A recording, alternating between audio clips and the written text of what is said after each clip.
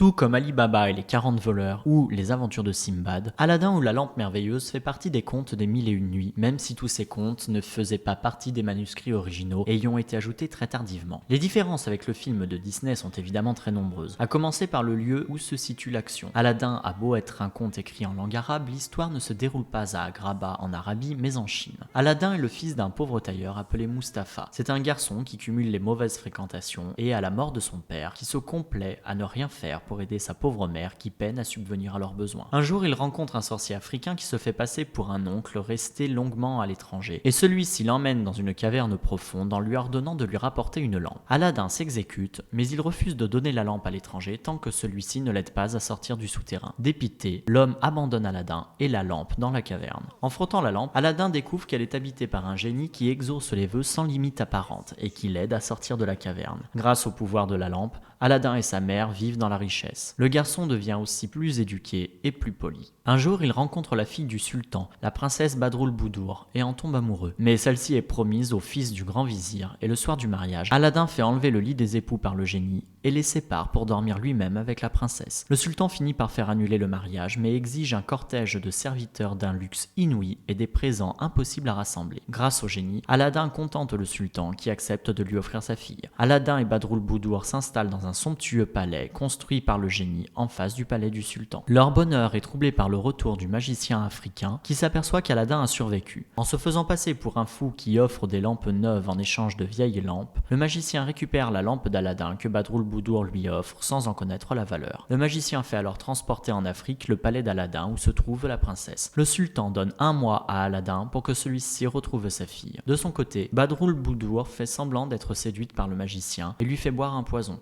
Aladdin récupère la lampe, retransporte le palais à sa place et tout rentre dans l'ordre. Voilà l'histoire telle qu'elle est écrite dans les Mille et une nuits. Il existe également un prolongement dans lequel le frère du magicien cherche à se venger et Aladdin finira par le tuer. Il existe une variante de cette histoire dans laquelle Aladdin ne parvient pas à maîtriser la lampe. Malgré les différences entre les deux versions, on constate que Disney s'est plutôt bien réapproprié ce conte.